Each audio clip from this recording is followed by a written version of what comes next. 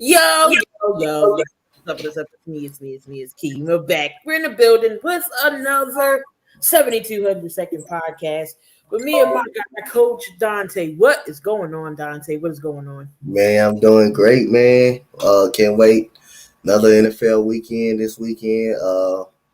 I'm ready to get started, man. Ready to get started. Let's get it right. And y'all know it's the hottest topic in 7200 seconds. And we got a special guest on today, my guy AK Uncensored. Over there, he is one of the Eagles content creators. What's going on, AK? Yo, what's going on, Key? What's going on, Coach? Thanks for having me on. Appreciate you guys. What's up, AK? No problem. So we're just going to pretty much run it down. I got some topics here. Just going to go over. So we're going to get into it. Let's recap the Monday Night Football game that's coming on tonight. Again, we got the Patriots taking on the Buffalo Bills. Now, the Patriots has been hot. They got a hot hand definitely going into the Bills. Now, I've been hearing it's about to be a blizzard up there. So we don't know if the snow is going to affect anything, but both teams are used to the cold, because of Buffalo and New England. They used to getting that cold weather and that snow. So Dante, what do you think about this game? Because this game right here can tell who's going to be, if the Patriots are going to be solely number one in the AFC race, or how do you think about this game? What's going to happen? You know what? Bill Belichick remind me of Nick Saban. I mean, you can never count these guys out, especially Nick Saban and Bill Belichick. Them the only two coaches you actually can never count out in anything you do. Anytime you play against them, when you think you got the upper hand against them, when you think it's finally their year that they're going to fall, they will always find a way to make the right adjustments as coaches. And in this game, you're looking at, as far as where Buffalo start off, they start off hot. As far as you start off with New England, where they started off slow this year, I believe at 2-5. Then all of a sudden they get on the run. That defense gets on the run. Matthew Judon has been very good for that defense. J.C. Jackson has been a very good corner since Stephon Gilmore was traded to the Panthers. Kyle Van Noy is a veteran over there. We got a lot of guys that's over there. You even got our boy Jalen Mills over there balling out in that Bill Belichick system. So, again, man, that defense is tough. Matt Jones tending to be probably the best quarterback to come out this draft. Not forward. I think Justin Fields is going to be a little more better going forward in the future. But this year, Matt Jones has been the best out of all quarterbacks. Samaje Stevenson been good as a running back.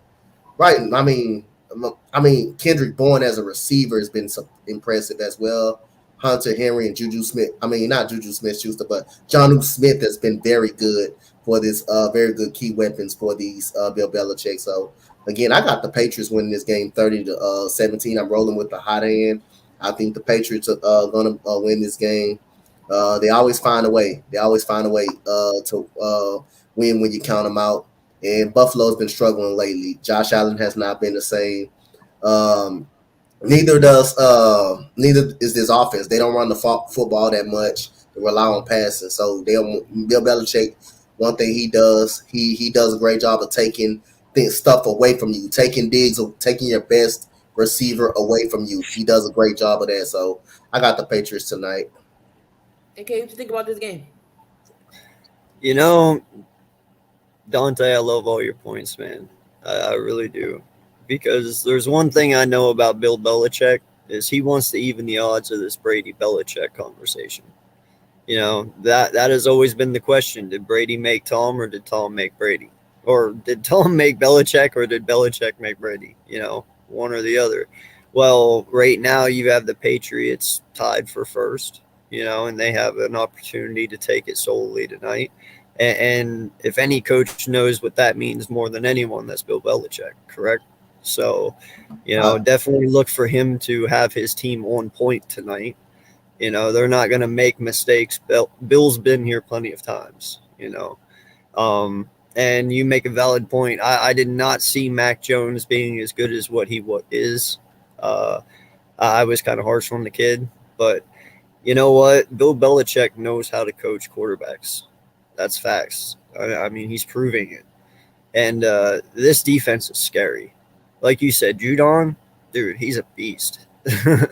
Like that kid is amazing. I love watching him play. So, and they got Mills playing good, and then JC, and yeah, this team all around. Bill's done a nice job rebuilding it. So, yeah, I'm gonna roll with you. I think New England takes this one, 28-21. I'm definitely gonna keep rolling with the high hand. Mac Jones probably was one of the best QBs to come out this draft. Perfect guy for a Bill Belichick system. Not saying he reminds me of Brady, but just his demeanor, and he's not a good mobile quarterback, but he's good in the pocket, and he makes good decisions. So I mean, for a rookie, he hasn't been too bad. Now, do I have him on top of Rookie of the Year right now? I do. In the beginning, it was Jamar Chase. Now I'm leaning towards Mac Jones in this category. But I got not Buffalo. I got the Patriots winning this game. They trying to make it out the AFC East to be the number one team. And it definitely, what happens. Playoffs go through Foxborough. It's really hard to beat the Patriots in Foxborough, especially with this weather coming.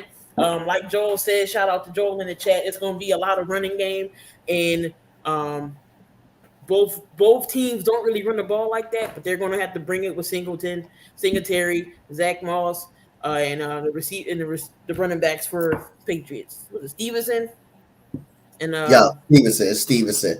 And they're going to have to run with them. So it should be interesting, but we got my guy. I'll take Stevenson. Tayrock is in the building. Mm-hmm. Oh, he was in the building. He left the building, but he'll be back in. But definitely, I got the Patriots winning this game. So around across the board, we got the Patriots winning this game. A little bit of topics I wanted to bring up, not too heavy.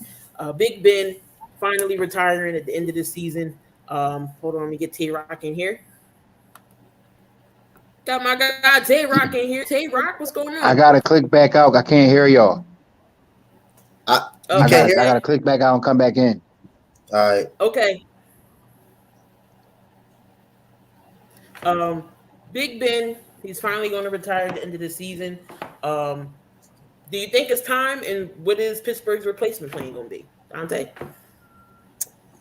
You'll have to figure out what you got in Haskins or Rudolph.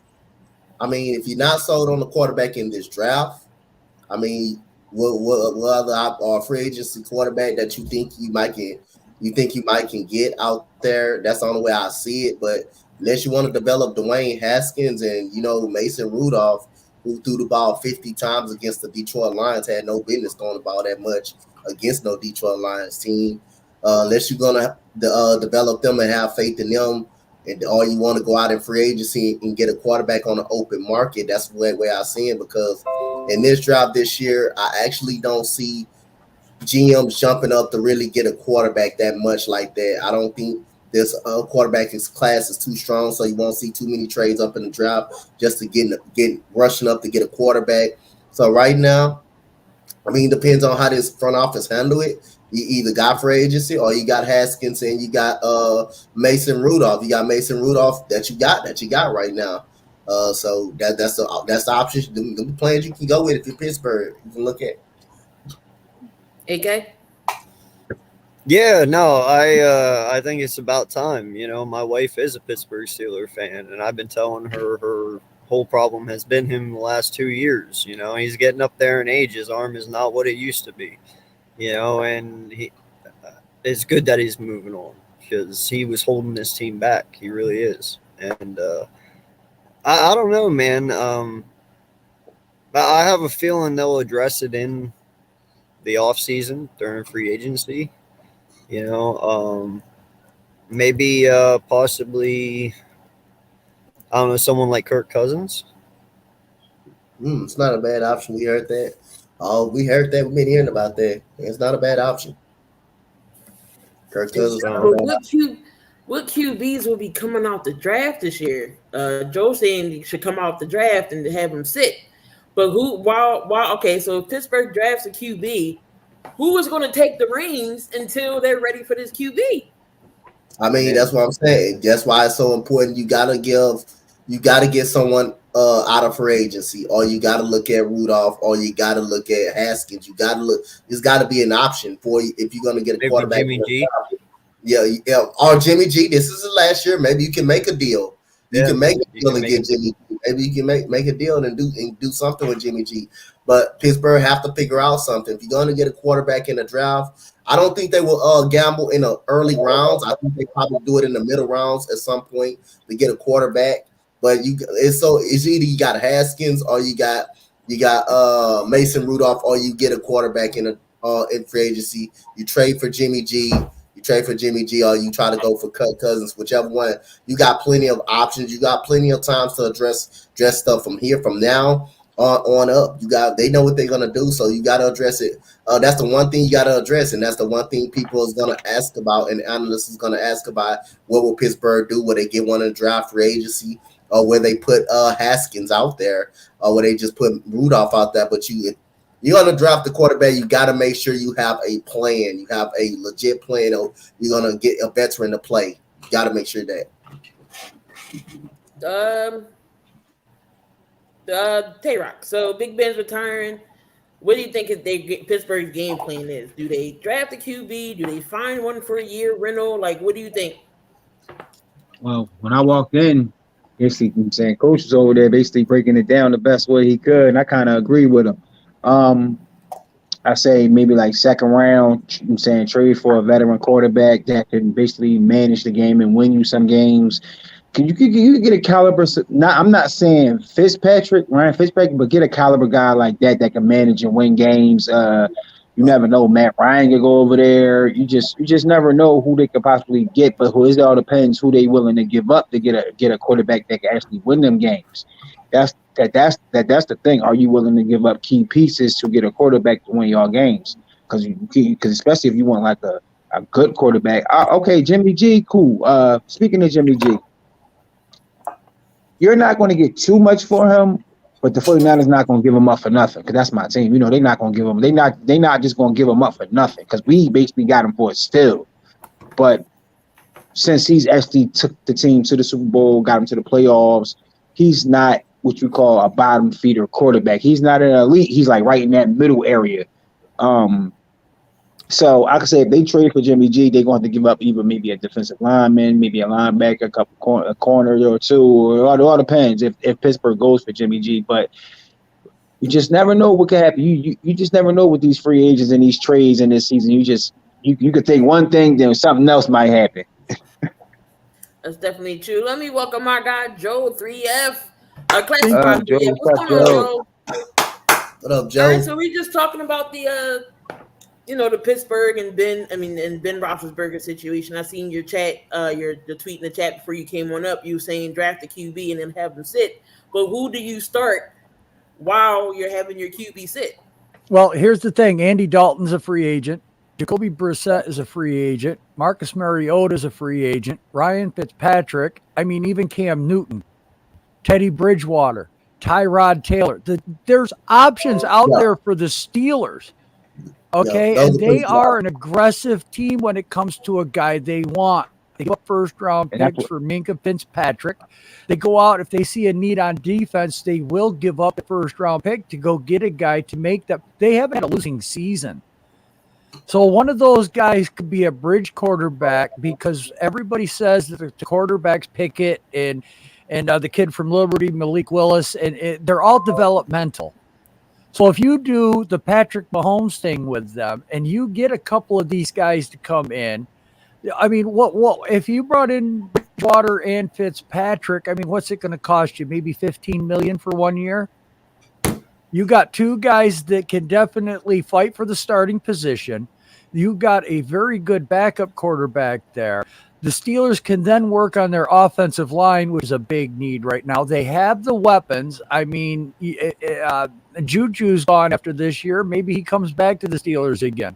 He tested the market last year, didn't like what he saw. His antics kind of hit his money in the free agent after last year and everything. So he's not on Twitter as much. He's trying to straighten up. But, that's just what Pittsburgh does. Mike Tomlin is a genius when it comes to some of these moves, because we question him at the Steelers like last you were what, 11-0, 12-0 at one point in time? Nobody saw that coming. But then they went on that 4-game losing skid, and they're like, oh my goodness, but that was Ben being old and with the injuries. They realized that they need something there, and they're so close to staying that winning franchise. I got a question. Could you guys possibly see Aaron Rodgers going there? That's a possibility. No. I can't see Aaron Rodgers going to Pittsburgh. The only reason why I say that is because Aaron Rodgers wants to win now. He's not going to go to a rebuilding team. Yeah, if you take Devontae Adams there, though, yeah, maybe. Aaron Rodgers made Devontae Adams is going to want out, and plus they haven't paid Devontae Adams yet.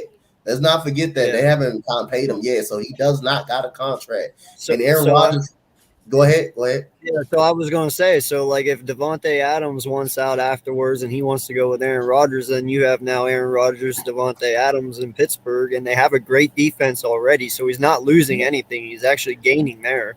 Let's not forget that former Pittsburgh players, if Aaron Rodgers wants to go into TV, Pittsburgh Steelers players go into broadcasting, go into a TV base. I mean, look at Terry Bradshaw. Look at some of the other great players from Pittsburgh that have actually gone on to a pretty good, decent TV career. You don't, when you retire a Steeler, you're set for life with the Rooneys and the Rooney name. Don't rule out the possibility of the Denver Broncos, too, because Teddy Bridgewater is a free agent. Joe brought that up. Don't rule out a possibility of him can go to the Broncos because he can get out of the contract. I mean, like I know it's a 3-year deal, but he got the deal to where he can leave if he wants to. He can decide his fate if he wants to. So he can leave this year. After this year, he can leave if he actually wants to leave. I could actually see Teddy Bridgewater and actually in Pittsburgh though. That's why I was saying like that mid-tier quarterback type of situation they could have. They could get like a mid-tier. You see any one of those quarterbacks, Tayrock. You see Marcus Mariota. You see all of those quarterbacks that in Pittsburgh. Yeah. Possibility. Pittsburgh got to get a good line, though. They really didn't have a good line. They don't really have a good line with Ben now. I mean, you let go you let go 2 of your best linemen, DeCastro and Villanueva. Ben ain't got no backup, and Najee Harris can't really run with the line they got. I mean, plus, if you think about it too, Pittsburgh's generally a pocket cornerback team. I mean, yeah, they did have what was his name? Kendall or the quarterback from early 2000s. Cordell Stewart. Thank you. They had Cordell Stewart, and he was he was like the only scrambling quarterback they've ever had. Everyone else has pretty much been a pocket quarterback. So they don't. Besides Dobbs, but Dobbs was a running quarterback, but he was always hurt and never really played like that. Yeah, but that's what I mean though. They generally favor the pocket quarterback though in Pittsburgh. We got my guy Jay Boogie Backyard Birds podcast. What's going on? Oh, what's up? What's up? He had Charlie Batch for a little while. Don't forget they had Seneca Wallace too. Yeah, I remember Seneca Wallace. Why I haven't heard that name in so long? Seneca Wallace was that guy. Was that good backup everybody wanted to have. Key, you old. Talking about Seneca Wallace. I know, I'm right up there with you. But no, Seneca Wallace yeah, was me that too. guy everybody wanted. But but you think about it. If you think about it, like the prototype quarterbacks are like changing now because it was starting back in the day with like Randall and Cordell and all that with the running quarterbacks, but you didn't really see too many of them back then. Now you're seeing more. Now you're seeing the NFL switch over to it more now. And just imagine if mobile quarterbacks was getting the type of shine they was getting now, if they was able to get them back then. You know how many different quarterbacks different type of quarterbacks we would have now? It would probably be a triple hybrid quarterback now if they was doing that back then. Well, like you said, Cordell Stewart did it all. He was a running back. He was a wide receiver. He did it all. Don't forget about the guy that played both sports, Charlie Ward. He was a quarterback and a basketball player. Yep. This is true. So he left. I was gonna say, he's still on, Jared. So we talking about the Pittsburgh and the Big Ben situation. Who's going to be his backup and what's they plan while they drafted QB?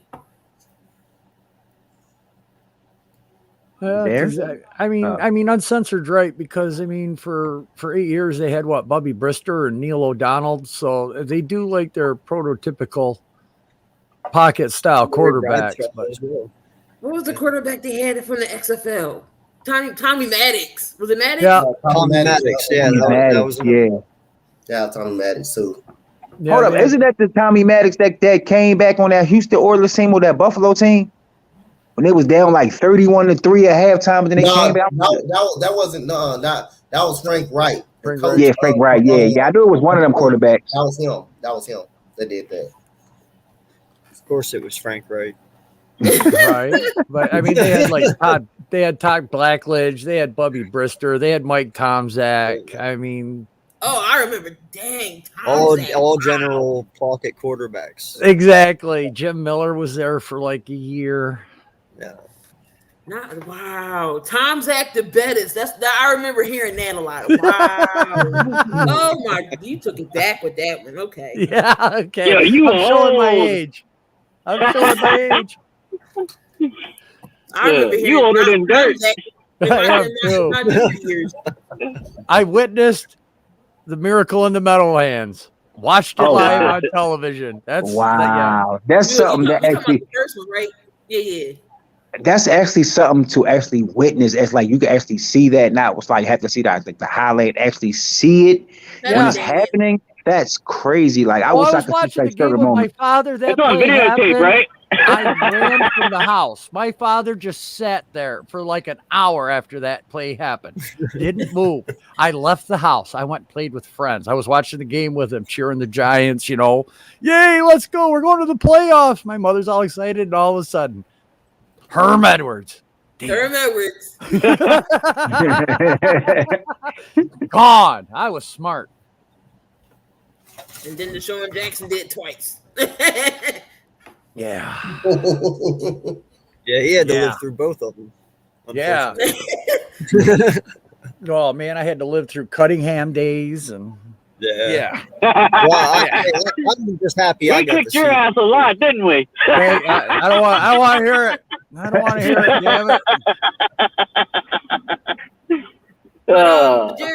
Jared, what you think about the Ben Roethlisberger situation? He's retiring. Who you think's going to take the helm until Pittsburgh finds a quarterback? I don't know, man. That's a hairy situation right there. I don't know. They might get one from the draft. I mean, they're not that great, but I think they'll get one. Either that or they'll pull one, like you guys were talking about earlier. Like maybe off the market. Okay. I don't know. I could really see Pittsburgh. I mean, they wanted Dan Marino, but didn't out of Pitt. I could see Pickett coming out of Pittsburgh going to the Steelers. He's that type of quarterback that they love. Yeah. Big arm. Yeah, I can see that. And he's from Pittsburgh, so you might as well. Exactly. He's going to sell tickets. He did that fake slide. That joint was crazy. Yeah. All right, that would probably be their smartest bet.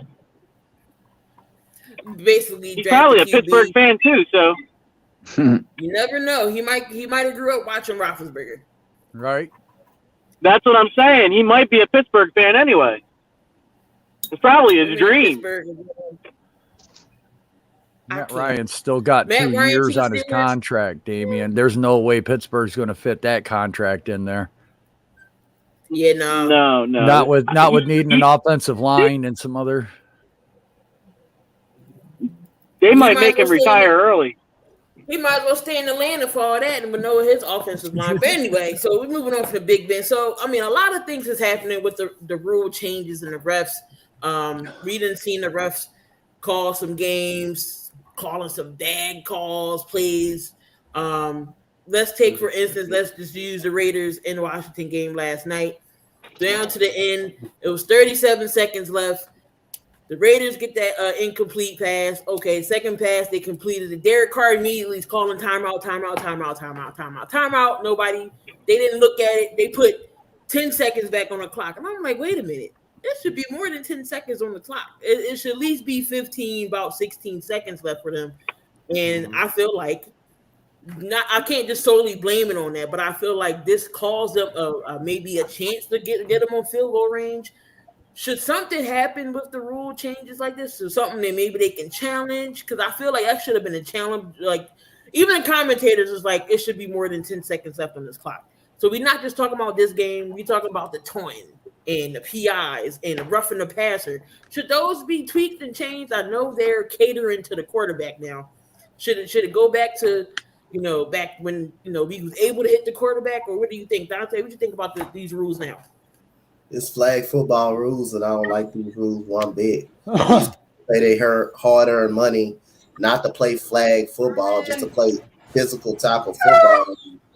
You gotta literally make a perfect hit on a quarterback. You gotta literally hit shoulder to shoulder, or hit them in their chest. It's hard to do that. That's not easy to do, especially when you're coming up being aggressive. That's not easy to do. So you basically, then you can't take out anybody's legs. You rarely can go low on anybody. So which one you want to do? I guess they might well go out there and two-hand touch, pay money to two-hand touch somebody, or hug and kiss somebody, whatever. I mean, this is not the football I'm used to, but they should challenge stuff like the pass interference penalties or holding penalties, because that was definitely a holding penalty.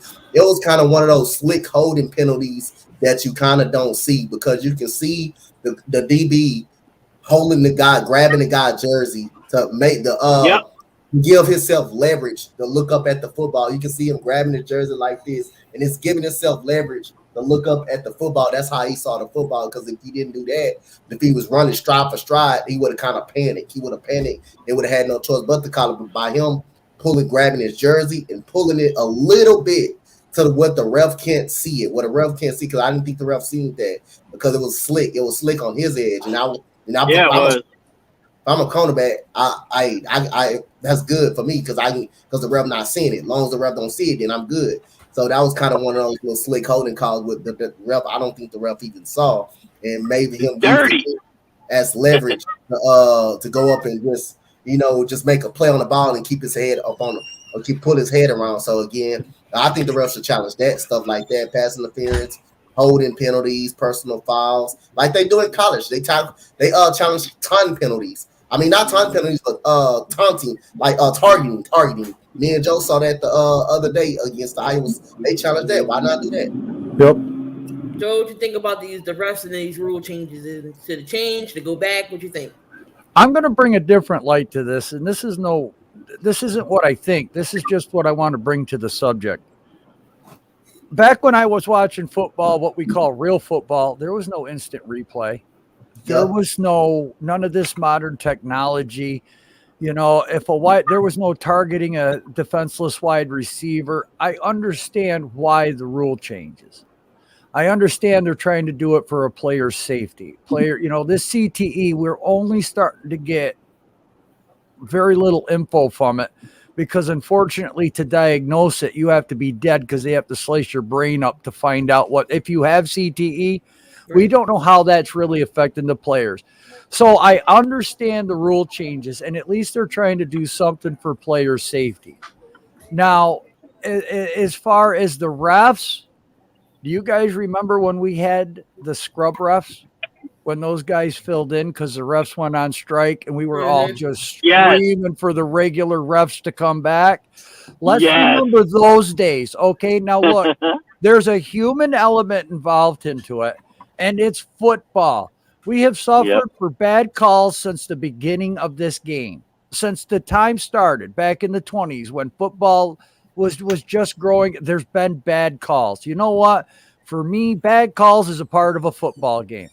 Because we can look at the Saints with all the bad calls they've had in the NFC Championship games. Look at some of the great plays the Vikings had. Let's look at the immaculate reception back when the Steelers. That was one of the most controversial plays at the time. It still is a controversial play because we will never know if that ball hit. There's only two people know if that ball hit the ground, and one of them is the guy that caught it, Franco Harris. And the other was the other guy that was, and there was an illegal penalty on that play also from the Steelers, so the touchdown should have been negated. But because we didn't replay it, because we didn't bring it back and shed light on it, we let the human element develop into this game. It has to stay in there. Because at football, you start changing the human element, it's all robotics, and there's no way you're going to please everybody but by sitting here and making the game an hour and a half longer because you're reviewing every play. Let's leave the human element in it. Let's have the bad play calls. You know what? Sometimes the ball goes our way. Sometimes it doesn't. It's part of the game. But that's me. AK? I agree with everything Joel said. The only thing that I completely am more against than anything are the pass interference calls. We all know that football is a competitive and physical sport. Okay, what if they're both fighting, going down the sideline, cornerback and wide receiver? Then let them just fight. To a reasonable extent. Because you have your blatant PI calls. You do. You notice them. But there's ones that they call, it's so damn ridiculous. I'm like shaking my head sometimes. Like, you're kidding, right? Like, this is dumb. Why even call something like this? Because you see the wide receiver fighting with his hands and the corner's fighting with his hands. It's part of the game. That's what they do. They're physical, So it's like, to a point, we have to realize they have to realize as refs that we got to stop being so harsh. It's part of the game. It's what the game was built on, and sometimes you just kind of, I get the safety part, like Joel said, but don't take the physical aspect of the game out. Yes. Like, you can have safety, but also be physical. Yes. Tayrock? So. Well, like Coach Dante said, I played cornerback as well. It's like, don't get me wrong. When you're a defensive player, you love to hit somebody. That's your job. You want to tackle. Mm-hmm. But when you can't even, you get the slightest of a helmet. Your face mask could barely touch the quarterback's top of his helmet. It's roughing the passer. Like, your face mask could barely, like, the skin that's like the side of a helmet, and it's like roughing the passer. Okay, if you're I can understand when back in the day when Lawrence Taylor and all the people said the quarterback was getting injured. Like I said, I agree with the safety stuff, but like, don't let a PI be the call of a game, because sometimes them calls can mess up a real chance for a team to win a game, and it's like. You would throw, like, say I'm the quarterback and I throw a pass down to my wide receiver, knowing that the cornerback is already beat. Because Aaron Rodgers, he's like the greatest at it. Like, soon as like a offensive penalty, a defensive penalty, he free play, he's going to throw it down the field. I've actually seen a free play like that when somebody was chasing a wide receiver down and still got called for a pass interference on a free play. I said, "Yo, this is crazy." Now. The only thing I don't like is don't make one of them calls the deciding factor of a game. Let the two teams play it out. Let that be the deciding factor. And some of these calls, they don't call. The biggest call a lot of refs don't call is the holding call up front. You know how many holding calls be missed up front? It's ridiculous. Like, this past weekend, like this last weekend, I didn't see like over 50 holding calls that was missed. Oh, that was just missed. And it's hard sometimes to see them because there's so much going on in the trenches. There's so much going on. But if you can't even go, then one call that killed me is when I think it was the game last night or before, when the corner went down the line. Remember the Washington game when the Raider guy tried to come up and the offensive line from Washington. Legs got cut from under them. They called that a foul. I mean, when you could, what is that little cornerback going to do? What is he going to do to the offensive lineman? He's twice his size. He's not going to run through him. He's trying to get around him each way he can. So he went low to try to stop the play from what was happening. You can't really call that. That's just like a lineman playing quarterback, and offensive center playing quarterback and a D-back tackling him, and you call him roughing the passer. That's like why? Yeah, I didn't like that call either. Yeah. But you could legally, technically, you could call a holding penalty on every play in an NFL football game. Yeah, you really could. That's true. I mean, ain't no way in the world if I'm trying to make a tackle, I'm gonna try to get through. I'm gonna go heads up with a damn 370-pound lineman. You ain't winning that. I'm not winning. Gotta go at you. I'm losing that fight 100 times out of 100. Especially I got no choice but to go low. Go low. Now, if we was alone and me and the running back was alone, I hit him straight up. I'm not trying to go low on him. It just depends on how big he is. But you mean to tell me I gotta go run through a block, run through a 375-pound lineman just to tackle somebody and trying to stop a play? Now I would go low like that too. And see, that's the thing that frustrates me. Like Tayrock said, he's a quarterback, but it's safety. That's where you get more of the harsh calls at. You see a guy run up the middle, what you like to knock his ass out, but you're afraid that any time you hit him hard on the landing, the flag is gonna come out. You literally got to shoulder block him or put your helmet in his chest, a perfect hit for the ref not to call. That'd be hard. That'd be hard to stop your aggressiveness and running full speed to try to break up a play. That's hard to stop. That's hard to stop your momentum. Especially if they coming in and they momentum and they know that they can't do it. They try to let up and they still get called for it. It's because they know they can't do it. Clay Matthews was the always get called for roughing the passer. Back when it first started, when he was with Green Bay, he always got the rougher the passer. I'm like, where is this roughing the passer at? Like I don't understand it. You ain't even gotta hit him. You could push the quarterback. You could push the quarterback and they could call roughing the passer. Now you don't even gotta hit him. You could just push him. Yeah, no, you know where that went bad? I think I was watching a game last year, no lie. The defensive end came around. The offensive line did a good job keeping him away, but the guy reached out, and no lie, he just tapped the guy's helmet with his hand. Tapped his helmet with his hand, just going by. And granted, you know how they're swinging their arms while they're running. You don't always control them or see what you're hitting, but the lineman was protecting him, and he just tapped the dude on his helmet with his hand. They called it a roughing the passer. I'm like, are you kidding me? Is this what we've got to now? He just can't. What's his hand going to do? You know what I'm saying? Like, oh my God. I can remember back in the day watching Deacon Jones. That was his move coming off of the line for the Rams. He hit guy in the helmet. I don't want to get hit by Deacon Jones. I'm sorry. You're not going to smack me in the head 1,000 times. Dude, that was his move. He had clubs on his hand, man. He just wham. If I was the quarterback playing against Deacon Jones, I would have invented that real short, fast passing real fast because I'd have been throwing slants. Oh, you're not getting to me. I'm sorry, it's not happening. Right. If you smack me in my head one more time, I'll throw this helmet at you. Right. He would, man. I mean, look at the guys back in the day, the moves that are outlawed anymore. I can understand why a clothesline is outlawed and some of the other stuff for safety, but I'll tell you what. I really miss when NFL films would come out, biggest hits of the year. Right. I miss that. Now, look, I get the player safety, but damn it, you watch like Steve Atwater or Ronnie Glott or some of these great safeties and corners. Oh, man, they would lay the wood to you. I remember Brian Dawkins used to suplex people. Yeah. Hey, Joel, it's funny you say that because I actually have my VHSs still of those NFL's biggest hits back in the early 90s. Yeah. Yeah, I actually have them. So. You got to think of John Lynch. John Lynch was out there cracking heads back in the day. Yeah. You know people used to be scared to tackle? Mike Allstott from the Buccaneers. People would be scared to tackle him. Jerome Bettis. Oh, yep. Yeah. Oh, who was the one there that led for Aikman all the way? It was Syracuse grad. He's an announcer. Goose.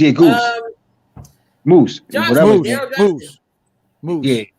Daryl Johnston, yep. Mm-hmm. But Green he was dog too. I mean, even Franco Harris was a big boy. I mean, you want to talk about somebody that reminds you of the Tennessee Titans running back there. Derrick Henry. Yeah, Derrick Henry. I mean, they both were the same size. I swear, watching them both run. But yeah, no, something got to get with these calls, especially the taunting. That's part of the game. As long you're not in nobody's face calling death threats. I mean, that's part of the game. A big sack, you get excited. With that that last tournament with the Bears game, when the dude I swear he didn't even really say nothing to him, but because of the gesture, he went over there and then he backed up into the ref. Everybody was like, "Oh, he backed into the ref. That's why he got it." I mean, he got charged $5,000 for it, but I feel like taunting is ridiculous. Well, you saw this taunting stuff coming the minute they started throwing flags if somebody said a slur. Right. You saw this. That's how it started. It started with that, and then it turned into taunting because the politically correct crew, I guess, got a hold of it. But it's the same penalty, really.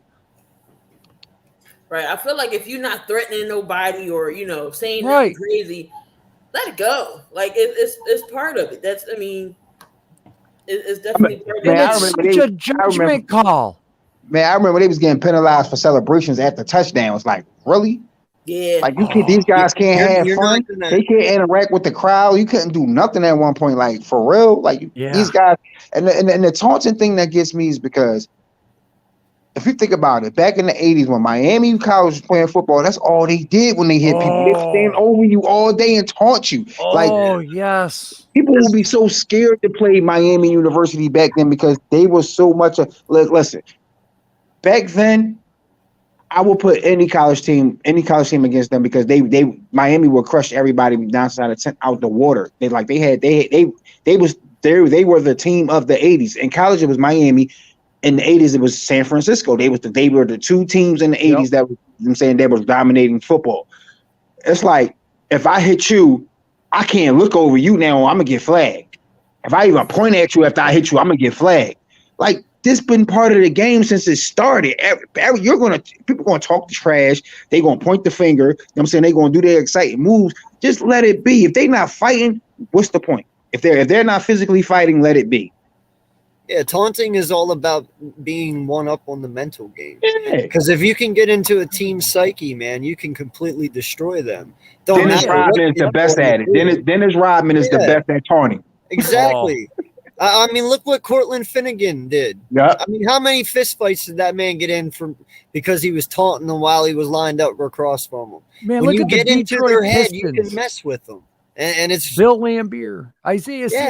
Yeah. Oh my God, or not Simmons. Isaiah Thomas. Thank you. Look at that team. Rodman was on that team. Yeah. Those boys were very intimidating, and it was right from the tip of it was before the tip of the ball. It was during warm-ups. Those boys would be, crazy ass Bill Romanowski. I'm sure he got in a lot of people's heads. The Oakland days. He was with Philly for a while. He was with Denver. Can you imagine? Romanowski was Romanowski. Line up to him on the defensive side. I'm sure he's talking mad smack to you on the line. Oh yeah. Look at Ray Lewis did it all the time. I mean, if you want to go back and look at a real good, memorable physical play, I tell people all the time, go back and look at how he clothesline Rambis up out the air. And you wasn't getting kicked out of the game for that. You wasn't getting kicked out. Them was physical, hard playoff fouls. Them wasn't just you wasn't getting kicked out of the game from none of that. Not ejected. Those are hard fouls. Right. Today, you blow your breath in their face. You get a foul. You get a taunting. Just go back and look at that play. How he clotheslined him right up out the L, and then he fell right up on his back, and They got up and started fighting. He didn't get ejected out the game for that. That was a hard foul back in. Now. You can't do it. That's why Jordan had to buff up. He said, "Listen, I'm not gonna keep losing to these guys." Like, he had to get real physical with them because they used to beat him down. People don't realize they keep saying Jordan had help. Do y'all realize the type of league Jordan played in and dominated? Jordan he would be Skywalk Jordan in this league. Right. Like. He was dominating when you can fight, actually going, and people was going in the crowd, Charles Speedwell, Ryan Artest fighting fans, like fighting fans, and still coming back to the game. Like they might get ejected for that game. Ron Artest, oh my God, yes. But it's like now sports these days are becoming more kid friendly. So like the kids will see it and they think it's all okay. It's fun to play sports, but you still have that job to do to win and do your job as a professional sports player. You can't go into the NBA and say, "Yeah, I'm just going to shoot threes all day." Steph Curry does it, but Steph Curry goes to the rack too. He just don't shoot, even though he's the greatest shooter I've ever seen. But he does go to the inside when he has those chances. And so when the NFL, when I'm basically speaking back on the NFL, it's like, okay, speaking Barry Sanders, this man ain't never had a line. He had to do everything possible not to get hit. Guarantee if he would have got hit as much as the way he moved, Barry Sanders wouldn't even have lasted as long as he did. Right. And it was still physical back then. So I feel like now they should be a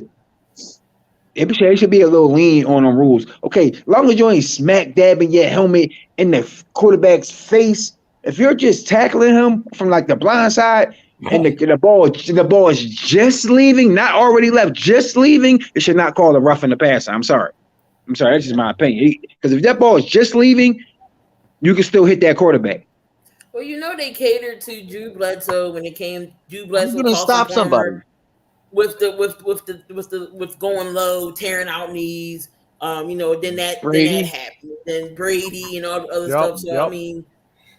But you got to realize though, man, they pick and choose who they favor though, because you have to realize something. How many times has Big Ben got laid out? How many times has Big Ben got laid out over his career? Ones that were blatant rough and passer calls, and they didn't call it because he's a big dude. He can take it.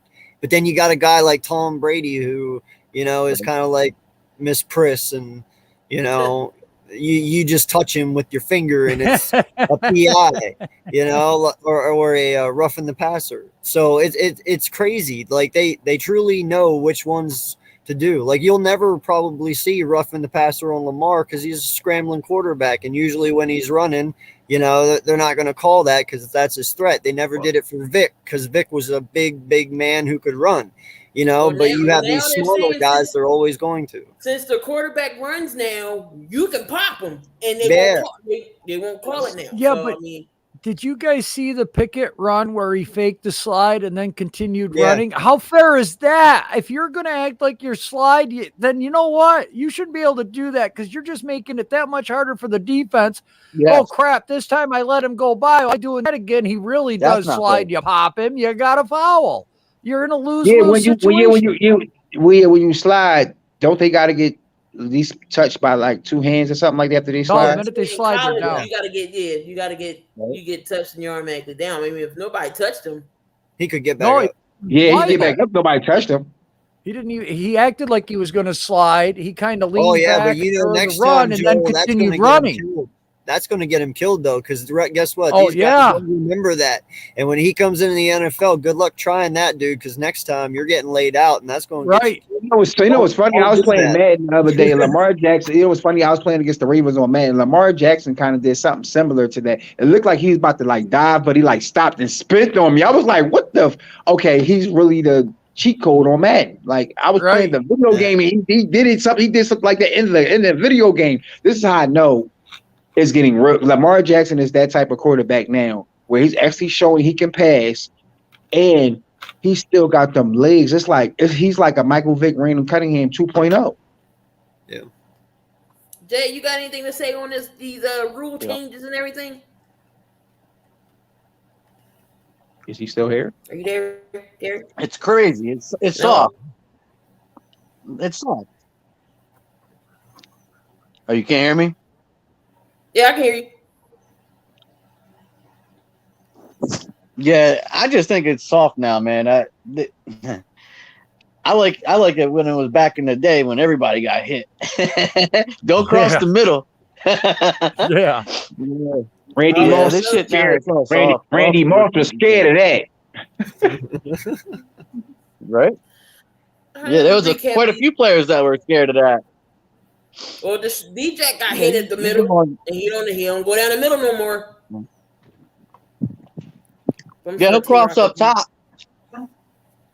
Could you imagine? Yeah, well, back in the day, you had guys trolling like Ray Lewis and Brian Urlacher, You know, and you did not go across middle on those guys because how many times did receivers get speared by Bryan Urlacher just for even going in the middle? That's See, why I say talent-wise, I like Urlacher, but personally, I ain't really like him as a man. Talent-wise, he was cool. Yeah, no, he could play some ball. Could you imagine what Jerry Rice's numbers would be in this league this day and age? Oh my God, Jerry Rice! Could you imagine? Jerry Rice would have records that wouldn't even be. So it would have to be like 40 years for somebody to break that. Nobody has even broken his all-time receiving yards yet. Right. Matter of fact, he still has 122 receiving touchdowns. Nobody has even broken that yet. He lived over the middle. Back in the day, he lived over the middle. Yeah. When it was physical. That's the crazy part about it. Yes. But y'all seen his workout routine, you will understand why he was strong. Like this man's to run up hills with ankle weights on off. Jerry Rice, his workout, and he came from a small college. Yes. Well, Walter Payton had that hill too. Like his workout routine was crazy. Like Jerry Rice was not playing. He was like he wanted to be better than everybody. That's why he's considered the greatest wide receiver of all time. And there's been some great wide receivers in this league. Yep. Mm-hmm. Same with T.O. T.O. got a crazy ass, workout thing too. See, T.O. antics messed him up. His antics messed him up. If T.O. ain't had them antics, and he was more like a locker room guy, I feel like he would have had his career was great. Yeah, he would have. Yep, he would have had a couple rings. But the thing I didn't like was when Randy Moss said he felt like he was the greatest wide receiver of all time over Jerry Rice. I said, "Guy, you were scared to come over the middle. You're known for mossing people, not coming over the middle." Okay, I'll give you top 3, top 5 wide receiver. Maybe I'll give you that, but not the greatest of all time wide receiver. Sorry, Randy Moss, I'm not giving you that. I can't do that. Let's get into these recap of yesterday's games. There were some wild, crazy games yesterday. I'm disappointed. We got the Thursday night game. It was the Cowboys and the Saints. Taysom Hill, man, don't deserve that contract. That's just me. Cowboys went 27-17. The Buccaneers and the Falcons. We all knew the Bucs was going to take care of the Falcons. Tom Brady wasn't going to go down. He had a good game though yesterday. 3 touchdowns, 4 touchdowns. Yeah. 300 some odd yards, 30-17. The Cardinals and the Bears. We all knew the Cardinals was going to beat the Bears. Murray came back. D-Hop was back. Chargers and the Bengals. This one surprised me a little bit. I thought the Bengals was definitely going to get the Chargers a little run, but the Chargers was like, no, we lost about 3 games in a row. So the Chargers win that game 41-22. Minnesota. I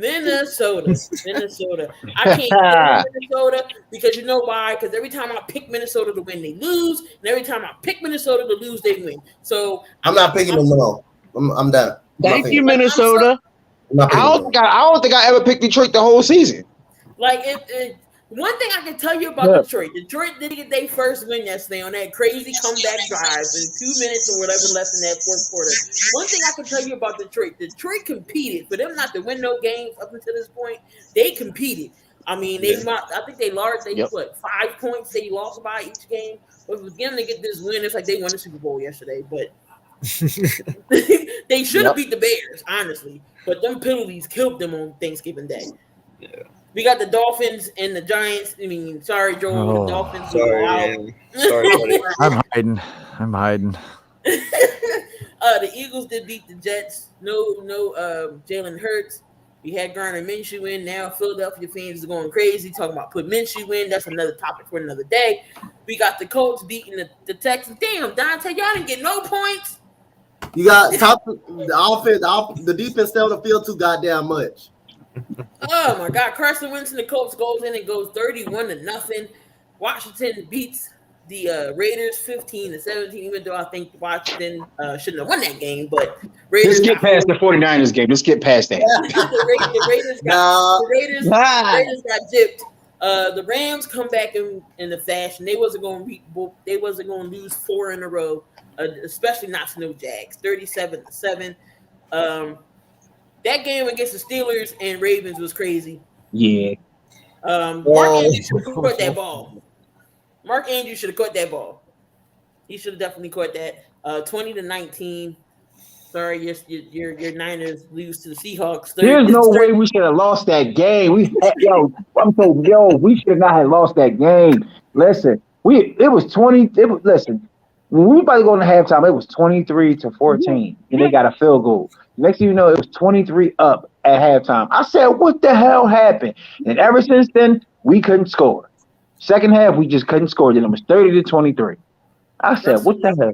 Going on, Jordy. Russell was like, I'm not going out like this. You should have did it last week. The Chiefs beat the Broncos, and that division in the AFC West is crazy, 22-9. And then we got tonight's game, but we're going to do our little favorite game here on the 7th season. It's called Fact or Fiction. I love this game. It's my game right there. I love it. It's our little segment here. So Fact or Fiction. The Chiefs will end up with the number 1 seed. Mind you, Kansas City has 5 games, is a 5-game winning streak. If the Pats win tonight, they have a half-game lead over Kansas City and Baltimore and Tennessee. And it will be possibly a 4-way tie. Fact or Fiction, Dante, KC would be number 1 seed in the AFC. I'm gonna go with fact. I think they in a groove right now. I think you had woken up Kansas City. Their offense probably isn't so strong because their defense is coming along. And I think teams are starting to figure out Patrick Mahomes in the offense and how they want to play now. But that defense has stepped up and shut teams down. Eric Bieniemy is a good offensive coordinator. He's gonna be a head coach someday. Probably next year in this league, Eric Bieniemy is gonna be a head coach. He'll be a good head coach to any team that's open. Steve Spagnuolo has been very good on the defensive side of the ball for this team. And I'm gonna just take the facts right now. I think they're hot. I think they're peaking at the right time, and people was counting them out a lot during when they were struggling, when their deep offense couldn't score. And Patrick Mahomes was throwing interceptions and stuff like that. But again, I'm gonna say fact. I think they're in the groove. I think they're in the groove. I think they gonna clinch the number 1 seed. I'm gonna go with fact with Kansas City. AK? I'm sorry. I'm going fiction on this one. Denver kind of shit the bed last night, dude. No lie. They had plenty of opportunities to stay in this game, and that team just did terrible on offense last night. Kansas City, they might be good on defense, but dude, offensively, they just don't look right at the moment. Even still that they're winning, that's more because of their defense, but they got to get more together, man, because they're not as high-powered as what they used to be. There's some weak spots here, and they are beatable. So, I can't sit here and say they're number 1. They got weak spots. Tayrock? I'm kind of iffy with this one because the Chiefs, I could say I'm kind of conflicted with both of their answers because they got valid points in both. I'm gonna say this. If they could keep this roll, I'm gonna just go with fact. If they could keep this roll going, I can see them being number 1 seed. If they lose like a game or two, it won't be. That's the only way I can explain that. Because they didn't broke it down so both ways. I'm going to go fiction. You've got the Patriots 8-4. You've got the Chiefs that are 8-4. You've got the Ravens that are 8-4. You got the Titans that are 8-4. Then you got the Colts at 7-6. You got the Bengals at 7-5. You got the Chargers at 7-5. The Bills right now are 7-4. This is a big game for Buffalo tonight. It seems like Belichick has the Patriots back on track after last year. He's got that team clicking. Usually when you spend that kind of money in free agency, it doesn't work out. But again, for some reason, Belichick pulls a rabbit out of his hat and just gets everything clicking. There's there's 6 good teams right there, even 7 that have a chance to take over in their divisions, walk away with their divisions. Schedule is going to be a huge thing, and who can stay healthy. And right now it's fiction because I think that Belichick has the Patriots just clicking, and he can add pieces when injuries happen. He knows how to do it. Yep. Jay?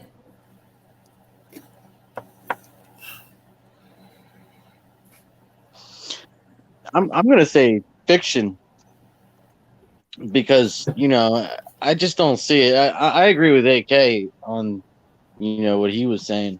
I just don't see him pulling through. There's something wrong with their offense. It's just not. But at the same time, they had a lot of offensive or defensive pieces out, and now they're coming back, and that's probably why they're winning on the defense. But I just don't see him crossing the finish line. All right. So fact or fiction? Will Tom Brady get his 4th MVP? It was fiction. Dante? All right. Fact or fiction? Will Tom Brady win his 4th MVP? Dante. I'm in the middle right here. There's so many people that's having a great season, that's having good seasons, though. I mean, you can make an argument for Jonathan Taylor. You can make an argument for him, for the Indianapolis Colts, who's lighting it up right now. I know Matthew Stafford ain't been on point. Kyler Murray has been very good this season. I'm gonna have to hold off. I'm gonna have to hold off on this one, and until a little bit. It's a tough answer. This is gonna be the first. This is gonna be the first one I can't answer. I can't judge it. I'm in between this one because you got Jonathan Taylor and you got Kyler Murray, who's very good as well. Was no joke, even though he has been out. So I'm going to have to hold off on this one a little bit. I'm going to have to talk a draw. I'm going to have to throw a draw over there. I'm going to have to plead the fifth on Joe? Right now, I mean, my God, look how old Brady is, and he's got the most touchdowns, and the guy in second place is 7 behind him. I'm going to say fact for right now, but I'm going to agree with Coach. Kyler Murray's in there. You could add Lamar Jackson in there. I mean, if he had a better game against Pittsburgh, he would definitely be in there, but there's just been some questions to him. Dak Prescott, you could even add in there. Jonathan Taylor's having a hell of a year right now. He's just tearing up this running game. Cooper Kupp. Who is stopping Cooper Kupp right now for the Rams? Win or lose, that guy gets 100 yards, 2 touchdowns. He's always there. Aaron Rodgers. We all thought Aaron Rodgers in week 1. Oh no, what's happening to Green Bay when they lost to the Saints week 1? But you know what? And then tonight's a big game for Josh Allen. He could be included into that list right now. So I'm not going to say it's a guaranteed fact right now, but for right now until the end of the season, I would say he's got the slight lead. So Tayrock? I'm gonna say fiction because I don't want him to get it, and that's just my answer. I don't like Tom. I don't like Tom Brady, so I respect his game, but I don't like him. But so I just say fiction. He's not going to get it because I don't like I said, I'm not taking away from his talent and what the man does, but I just don't want him to have it. I'm surprised he only already had 4. Right. I'm gonna agree with Rock on this one. I don't like him, but I think it's going to be a fact. If Tom Brady's stats are anywhere close to being the best in the NFL in QB, he's pretty much.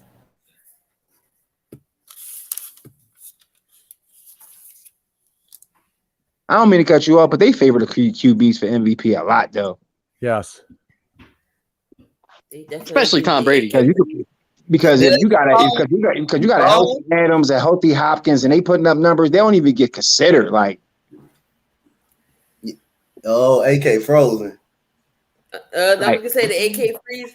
Jerry, should he get MVP? Fact or fiction?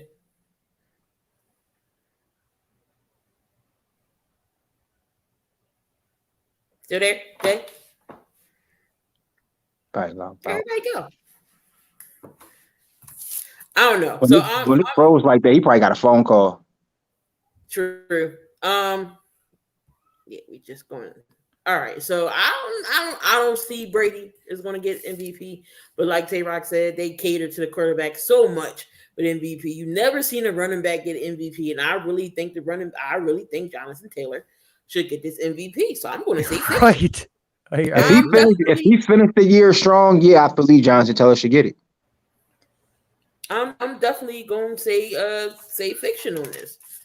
So, fact or fiction? Mike Zimmer is in his final days with Minnesota. Dante? He should be in his final days. He should be. This is not to say Mike Zimmer is not a great coach or not a good coach. I just think I'm gonna just go fact right here, just because I think he should be in his final days. I'm not saying he's not a very good coach. He's not a great coach. I just think his time is up in Minnesota, especially for what I saw and what we all witnessed yesterday. I think the writing is on the wall, and I think the end is near. I just think he just needs a change of scenery from Minnesota. I'm gonna go fact on that. I think the end is near for Mike Zimmer.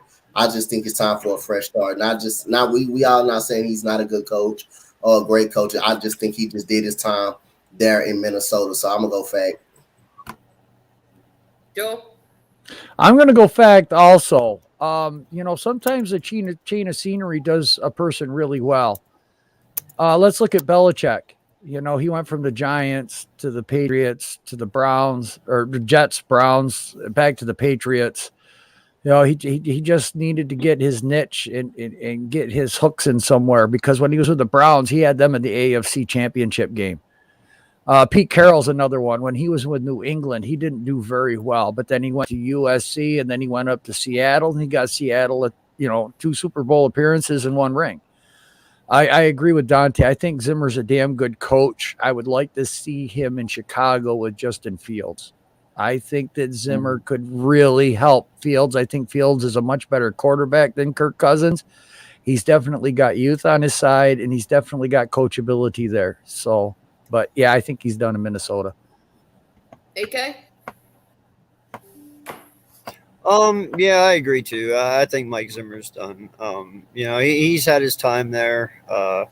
He made it to the championship game with Casey Keenum, and he brought in Kirk Cousins, and they haven't even come close to getting back there. So in my mind, that's a failure, and a fresh start's what he needs. He's still a good coach. Don't get me wrong. It's just he's just ran out his juices in Minnesota. He needs somewhere else.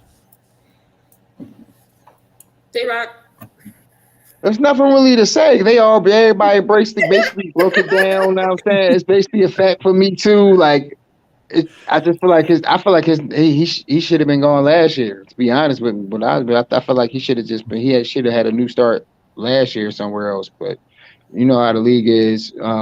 They want to keep some franchises want to just keep coaches for a while and see how long they could do on a long tenure type of things. But yeah, I think a different scenery, maybe like Joel said, like in Chicago, maybe that could help that offense and Justin Fields and different things like that.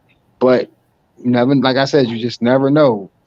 That could be a good landing spot, but you just never know with this league. Well, Damian don't agree with me. I think it's time for Minnesota to get a new coaching change. Somebody more inventive, more younger, possibly. It's all about the younger guys. That's the head coach now. You don't see too many veteran guys in here changing. But I think it's time for Mike Zimmer to go. I think it's time Kirk Cousins to go. For me, honestly, that's just me. What about Josh Daniels going over to coach Minnesota? Josh McDaniels. Josh Daniels, the coordinator for New England. Josh McDaniels. Yeah. He's waiting to take over for Belichick. Right. How about Keenan Moore to the Minnesota Vikings? I mean, that's not a bad idea. I think Kellen Moore is great. Or Kellen Moore. Kellen Moore. I think Kellen Moore. You know what? Kellen Moore, Eric Bieniemy, I think, and I heard rumors Byron Leftwich is considered a head coaching job. Those wouldn't be bad possibilities. Offensive coordinators too. to help your offense out too. So all three of them will be an option. I definitely love the fact that you brought up Kellen Moore and Eric Bieniemy. And I want to throw another one out there to you. I know you guys just said about Chicago, but and this might be a little ridiculous, but maybe Joe Brady. Oh, that's not bad. Because Fields is a mobile quarterback, and Joe Brady likes mobile.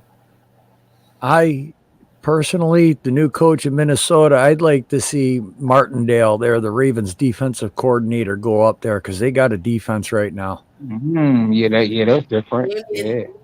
I'd like to. I think that would be a good. I think that'd be a good scenario for Martindale. That's good. Let him troll me. His Bears ain't that much better. The Bears ain't that much goddamn better than we are. He gonna be stuck with Nagy. He gonna be stuck with Nagy. All right, Jay, we talking about fact or fiction. Is Mike Zimmer out of Minnesota? Make it Dougie P.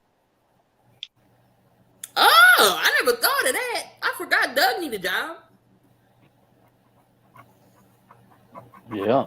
Peterson definitely still is on the market. That's interesting. I don't know. I think he'd come back as an OC before he'd take another head coaching job. Like, no lie, I could see him going to Seattle to be the offensive I don't think so. There. That's so. You know, another good candidate that's out there for Chicago would be Jay Gruden because, I mean, look what he did with Kirk Cousins at the Washington football team. Man. With that RG3 mess and everything. I mean, Jay Gruden might be able to fix Justin Fields and give him a good opportunity. He has that type of offense. I mean, what coach do you know that's had a Super Bowl ring and gone to be an OC? The Super Bowl ring went to an OC. What? After the year he had, he's just going back to just kind of rebound and just get his feet under him again. There's nothing wrong with that. Nothing at all. And he even said he'd take an OC job.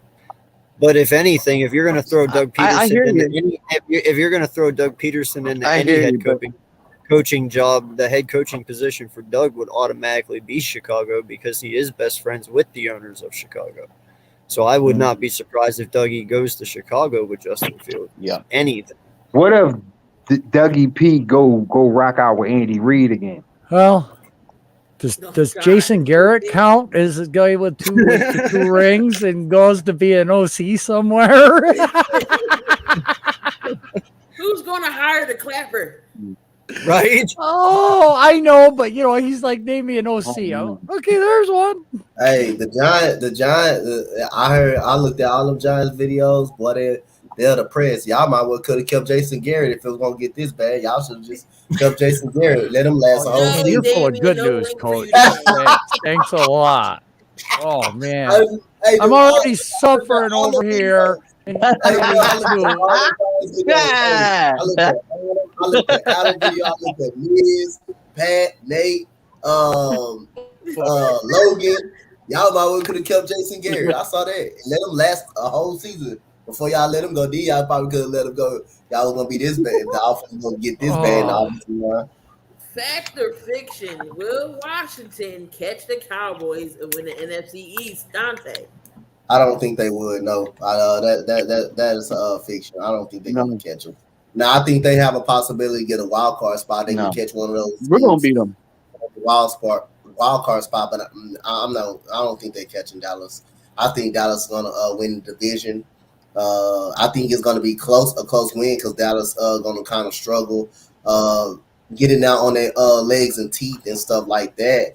But other than that, yeah, I think Dallas winning this division.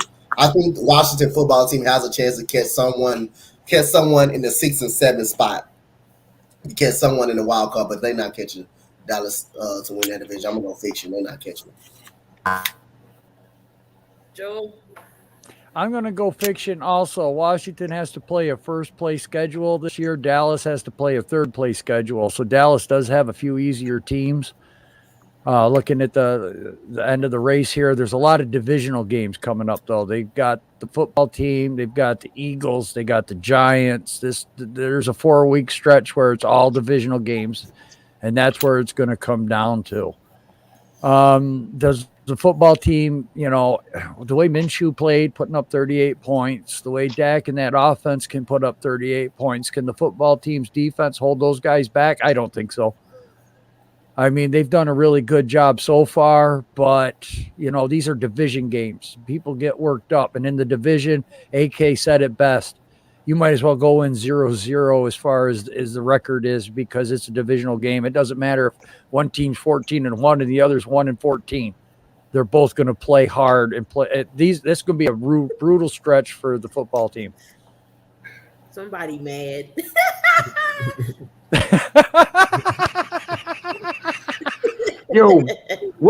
I swear Damian don't have no life. He be on every show, every moment.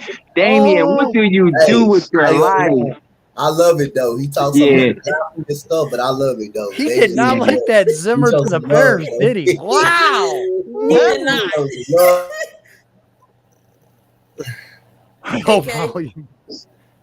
Listen, there is no way in hell you will ever get me to say that. I am an Eagles fan. I will never, ever, ever say that Washington is going to be anywhere. My brother's a Washington fan. I'm an Eagle fan, and I tell him every day, there's no way in hell you make that work. So, no, that's fiction. They're not going anywhere. Because I will never be caught saying that. Pepper bag. I will never say it. You won't hear me. Nope. No, but AK is going to be real nervous when the Giants play the Eagles again, because he might have to be a Giants fan for a year. Quit it. Quit it. Come to the dark side, dude. We don't have cookies. We got rotten just over here. Just because I have to represent you for a year, I still get to represent my team as well. So I'm kind of pulling a Dante for 1 year. I can't. I'm an Eagle fan for eternity. I know, but I'm saying though, I remember that bit too. For one. Yeah, I remember that bit too. I remember that. I do definitely remember. Oh, Damian was mad because of Gruden to Chicago. Jay Gruden.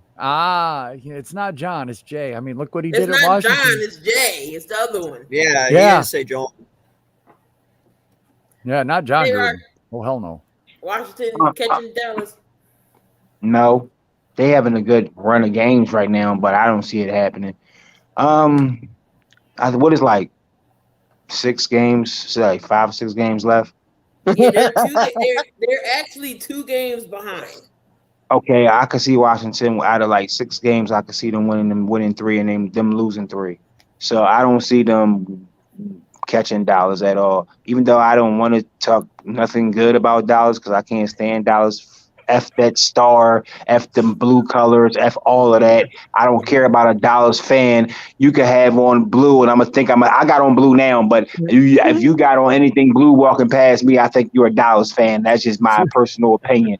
Like, I don't care. Even when my dad got on something blue, I'm like, what you switching? He said, no, I'm always the Eagles fan. I said, why you got on blue? Like, I don't like Dallas at all. I hate Dallas Cowboys like I hate the Patriots. Like, it's just that thing with me growing up. If you're a Philly fan, I swear, you could come into the Eagles Stadium with a Giants jersey on, Washington jersey, but if you come in there with a Dallas jersey on, it's like total disrespect. But if Washington, it's ridiculous. I keep telling people it's ridiculous the amount of Dallas fans that live in Philadelphia never stepped a foot in Texas. But y'all like Dallas. Because I've been to an Eagles game. I've been to an Eagles game when people had on Giants jersey where you didn't really see too much commotion. Yeah, you on Washington. But when you come into Philly with a Dallas jersey on, it's like you're saying F Philly. Like that's just how they take it. Like it's just that bad. Even though the NFC East is one of the craziest divisions, but it's just like something about. They let the Eagles. The Eagles let the Giants in Washington. The fans let them slide. But when they come to Dallas, it's just like we hate y'all with a passion. And I'm from the city. I like the Eagles, even though the Eagles not my number 1 team. I like the Eagles. Don't get me wrong. I want to see everybody beat Dallas. I don't care if you're the worst team in the league. I want to see if Detroit played Dallas. I want to see Detroit win. That's how bad it is. I'd rather see I'd rather see a JV high school team beat Dallas. That's how bad it is with me. But yeah, I don't see Washington catching me. What kind of predicament are we in this week coming up though? Because Dallas plays Washington, and we actually need Washington to lose this game. Now that makes me sick to even say, because it's like, well, what that means, but excuse me while I go throw up in my trash can, but you know exactly what I'm saying. I'm still going to take Washington Sunday. I'm still taking Washington on Sunday. So I don't care. I can't pick Dallas. I picked Dallas maybe twice this year because just the certain teams they was playing, and I knew they wasn't going to beat Dallas. But other than that, Washington is capable of beating Dallas. So I'm sorry. I don't want to pick Dallas, even though I know Dallas needs the win to help the Eagles out, but I just can't pick that. It's just cringe my bones when I pick Dallas. Jay, I already know what you're gonna say for this, but I still want to hear your answer.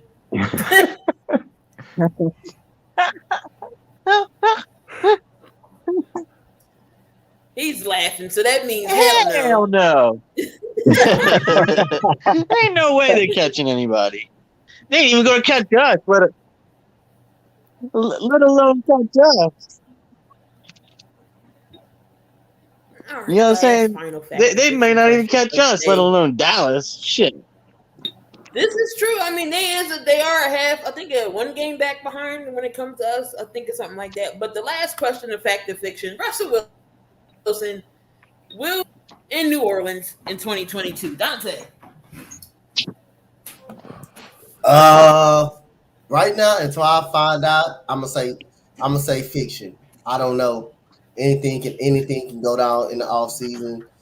Just because you hear people say, "Oh, Russell Wilson to New Orleans," that doesn't mean it's gonna happen. So I'm gonna go fiction until he signed off on New Orleans, until it's a trade made. Then I believe it. Right now, I'm not believing no rumors at all. So I'm gonna go fiction.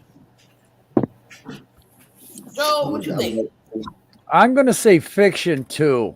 There's just too many. There's 10 teams that need a quarterback, and every year there's always that one team that jumps in on a trade or whatever that just comes out of the blue. If Russell Wilson did go to the football team, I think that makes the football team contenders. They've got a defense. They got a line. They got weapons. They're a quarterback away, maybe a running back also for backup or need. Man, I mean, even Miami could make a push for him if they don't deal on Watson, because we know Miami's looking at Deshaun Watson. If that March is going to be very important, because that's when Watson's going to go to court and get this all taken care of. So until that gets moving and we get more news on that, I'm definitely going to say false on New Orleans, because I don't know how they're going to get him under the cap room. They are strapped right now big time, and there's just too many other needy teams out there that could be in the play for him. AK? It is way too soon to tell. I'm with Dante and Joel here. I don't especially like the Washington pick there, Joel. And the only reason I say that is just how dysfunctional their organization is. I don't think Russell would put himself in that situation with all that goes on there, because they are pretty bad up top. You know what I mean? I know, but if he's told to talent-wise, it's there. I get it. Yes, talent-wise, it's there, but as a PR thing and being a quarterback and a franchise quarterback of that team, man, we all know how that owner is, and he does not take care of you. He really doesn't. Snyder is the worst. I'm seeing Snyder's probably going to be out the first of the year, is why I say that. I think would he's hope. going to be forced after everything. After the RG3 book just came out explaining all the sexual stuff that went on in the upper offices and everything, that's going to start hitting media, and I think that Goodell's going to start pushing Snyder to sell the team by January, February. That would be the best bet, and I would hope that, because, listen, until he's gone, Washington will be at the bottom for the most part, because he holds this team back a lot. He really, truly does. But, no, I can't. It's premature. I mean, in the end, he might work everything out, and he could stay in Seattle. I have no idea. Pete Carroll and him have been together for a long time. That's like a father and son type thing going on right there now. They've been together that long, so who knows? Still up in the air. Tayrock, what you think? Fiction. I don't even want to see Russell Wilson in a New Orleans uniform, to be honest with you, because my 49ers will have to play that man again. You play the Saints every year. I don't want to see him again. We already played him twice in the division. At least with the Saints, we only got to play him. We only want to see him once. You know what I'm saying? But I feel like it's like people were saying, it's too many rumors going around. I can't believe it. Now, if it happens, then I can't really say nothing about it. If it happens, okay, then I got to just look at Russell Wilson in the Saints uniform. But I don't see it happening. Like, the Eagles trying to push for him. The Eagles could get other weapons. They probably could get them. They go on free agency and get another wide receiver or somebody that he can actually throw the ball to besides Devontae Smith and Dallas Goedert. If he gets somebody that, I'm saying, he's going to need like a Tyler Lockett over there or like somewhat like a DK that can stretch the field besides, because Devontae Smith, he's a rookie wide receiver and he's the best wide receiver on the team. I'm just throwing out a scenario. Like, if Russell Wilson was to look at that, he was like, well, for me to come here, I would to get like another wide receiver for somebody to help me out. But there's so many teams that need a quarterback. You just never know where that man can land. He can land almost anywhere. He could be the Raiders. He could stay in Seattle, like AK said. He can. Who knows? He might come to the West Coast. Who knows? Who knows? Like, he might hit a team. Like, who knows? They could trade. They could give up. Seattle could go Jimmy G for Russell Wilson. Who knows? They might give up to Russell Wilson and Trey Lance to get Russell Wilson. Who knows? Right. You never know what scenarios can happen, because whatever team has more collateral, they might get him, and they got the money in collateral for him, because not so many teams going to have to give, like, if he's not going to sign as a free agent, team's going to have to give up a star and a good player for Russell. You're not just going to get one thing for Russell Wilson. I'm sorry, it's just not going to happen. You might give up 2 first-round draft picks, a player, and something else for Russell, because he's still a top quarterback on a shitty team. Yeah. You know what I'm saying? He's still, you put Russell Wilson on that Green Bay team with Devontae Adams, they still balling. You put him on Arizona, he balling. Put him on San Fran, he balling. Like, any other teams you really put him on, he's really, well, I'm not Jacksonville, but I wouldn't even disrespect that man like that, or the Jets. I wouldn't even do that to him.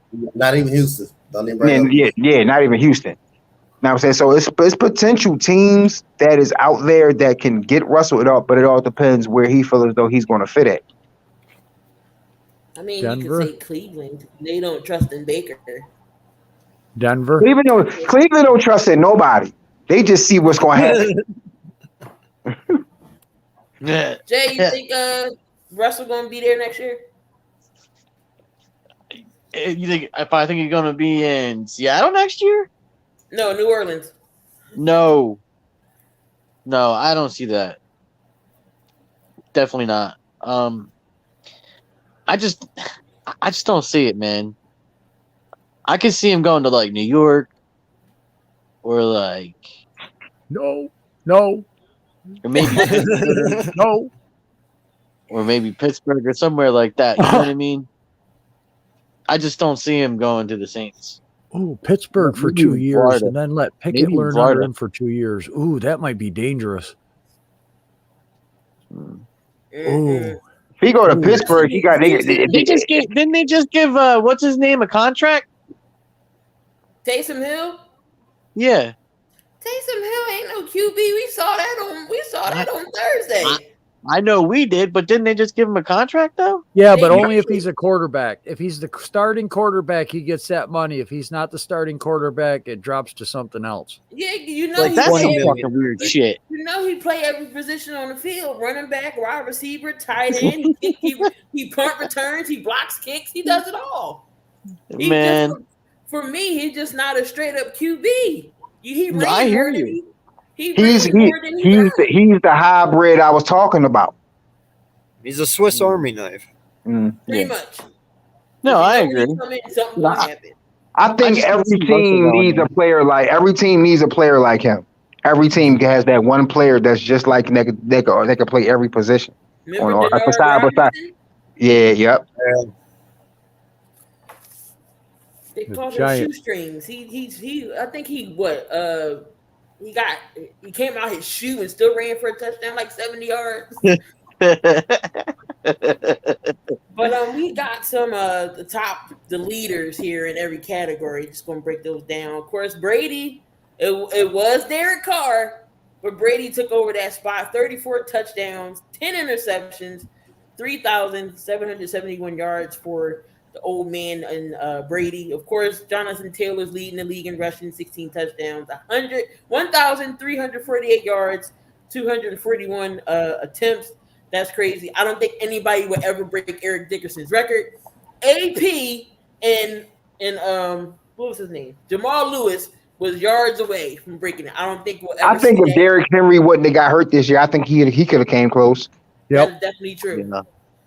Yeah. That man is he's different. He's just different. Like you don't see too many running backs like him. Like Bryan. Yeah. He's the better version of Blunt. Like even in college, like even in high school, like I was watching a documentary on Derrick Henry on YouTube. This guy was making these kids in high school look like they was on Little League, like Pop Warner. Like I was like, how are you doing this? Then he goes to Alabama and does the same thing. Wins the Heisman. Then goes to listen. If it wasn't for Lamar Jackson, Derrick Henry would have been an MVP. Yeah, because I mean, Derrick Henry, oh my God, he hasn't slowed down. This is his first real injury. All that abuse that man's taken in college and high school and in the pros. And this is his first injury. Wow. He's not Not human. only this dude big, but he fast. A 4'4" for a 260-pound running back. Come on, man. Just imagine if he was a linebacker. Ooh. Yeah, you wouldn't come over the middle. Nothing would come past you. Yeah, he would have that middle locked. He's already a monster. He's already a monster trucking you. Now, if he coming full speed without the ball, oh my God. I'm sorry. You know what I'm gonna do? When he's trying to tackle me, I'm not hitting him one. I'm juking him. I'm doing something where you can't hit me right straight on because you hit me straight on. I already know I'm falling. I'm sorry. It's not happening. Just laying down. Play dead. Yeah, I'm a slide. No, just play dead. Be like, Coach, my groin. I think I pulled it in warm-up. Oh my God. You seen what happened to Josh Norman? You seen what happened to Josh? He flew off a stiff arm. Just imagine if he hit you. Did he get stiff arm twice? Yep. Yeah. He got one in Buffalo and one. That's a shame. Josh, I guarantee you he went home that night and looked at his wife and said, I'm not a man no more. like that was a grown-ass man throwing a child right there. He was ever since he left Carolina, he's become trash.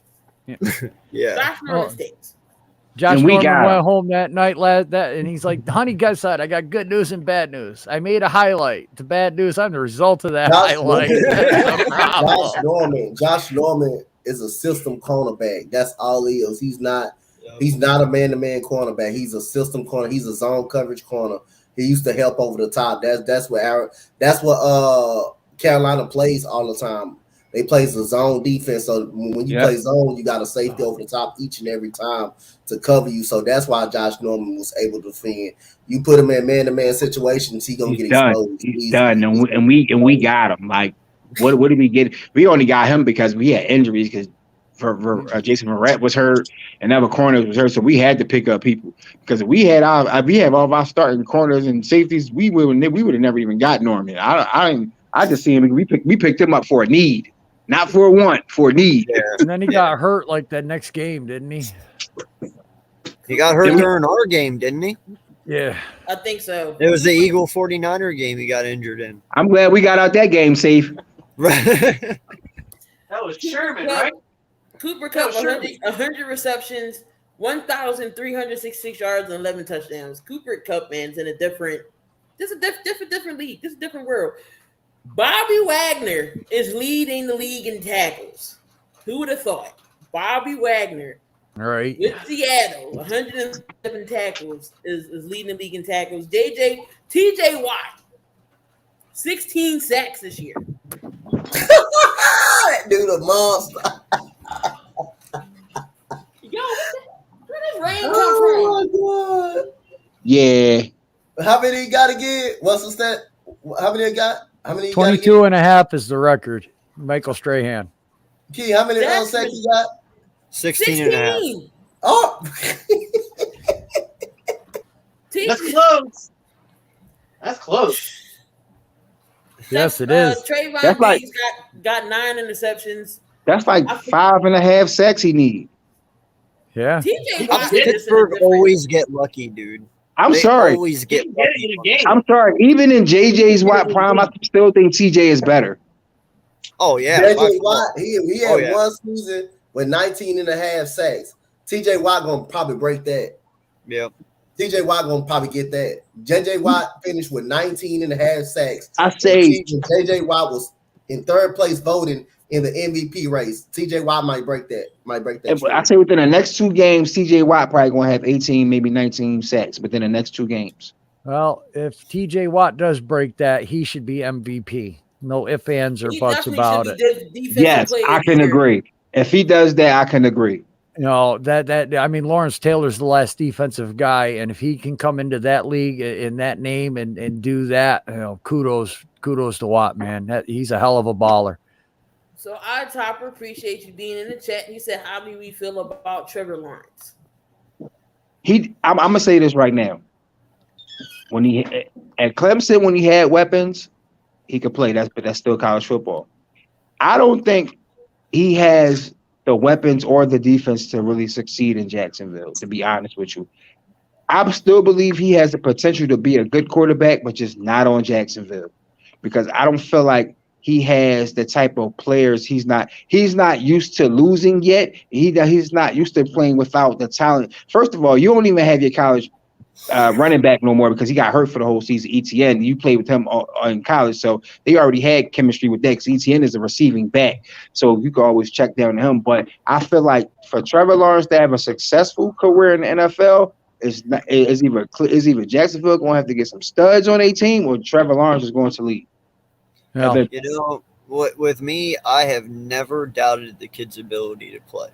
I mean, he only lost 2 college games, you know, so we know he can play. We know he can win, and we know he can throw. So that wasn't ever my question. My question is his mental capability. Yeah. You know, because the fact he always has one, can he take the losses and mentally still be okay? Exactly. You know, and that's something you're going to figure out coming next year. You know, especially if they do build a team around him. You know, will he be able to get back to being Trevor Lawrence, or is the losses going to get to him? And is he going to get in trouble? That's what I'm more worried about. For me, Dude, this it's is you gonna- got to get rid of Urban Meyer. That's it. Plain and simple. Urban Meyer's not the coach. He's not the guy. He's not an NFL coach. He wins in college, but I don't think he's I've seen so many college coaches fail in the NFL. You got to get him somebody on there that coaches, that knows how to develop this kid for the NFL. It's a different guy speed. who hasn't really failed in the NFL was Pete Carroll. I mean, Yeah. Again, the guy's potential. I still think it's something there in Trevor Lawrence. It's just Jacksonville just not going to be a good team for a long time. I mean, there's no defense, receivers. It's not even good. You can't run the football. You don't got an offensive line. Ownership is bad. And you ain't got to worry. I got a better one for you. I don't think you got to worry about Urban Meyer getting fired. I think he'll resign before he really get fired, just to be honest with you. It just, like I said on a morning show before, Urban Meyer is just a better college coach. He's just a legend in college. I mean, when people got to realize it's different from NFL in college. You have to get players to buy in to come to play for you. Where in college, you can recruit your own players that you want, and they can buy into a winning program easily. They'll buy into Urban Meyer because he's a winning program. He wins games in college. Who doesn't want to be a part of a national championship caliber team? Who doesn't want the aspect of being in the college playoff? Where when you translate that to the NFL, you're not a part of a winning team. You're not a part of a winning team. You got to get good free agents to come in and try to play for you. You got to convince them to come play. That's what's harder on the NFL level. College, you recruit your own guys. You can convince them to come in easily because they're going to want to be a part of a winning environment. They're going to want to compete for playoffs, national championships. So that's easy. That is easy than NFL. I think he'll resign. I think he'll resign before he get fired easily. Well, that's the thing, Dante, is, you get to go out and pick and choose who you want. So if your quarterback play isn't that great, you can get that stud running back, wide receiver, linebacker. You can finagle it around to cover up a guy's defaults. And he's just not known as a quarterback guru. He's never really developed a quarterback in college. Dwayne Haskins had phenomenal numbers. But then we see what happens when he went from Ohio State with all those track stars at wide receiver, and then he went to the football team, and he struggled with the football team because there's more to it. Reading a professional defense, knowing all the plays. There's 300 plays in the NFL. Then you got 7 or 8 different types of defenses, and you got to know how that play works against all the defenses so that you can audible at the line.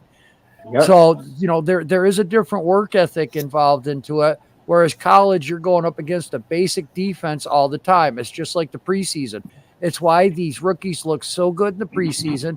In the NFL, in the talk shows, we're talking up Fields and Lawrence and all these guys. And then when they started seeing schemes and change up single high to triple to double, that confuses them. That's how you confuse a young quarterback, is you change up your defense just before the play. And I'm sorry, but Urban Meyer, does he really know how to do that? And I'm sorry, man, but go ahead. My bad. Yeah. And no lie, man. In my point of view about Jacksonville, and I believe this is why they will never succeed, is because I feel that owner just uses that team as a tax write-off. I feel he really, truly does not care about that team.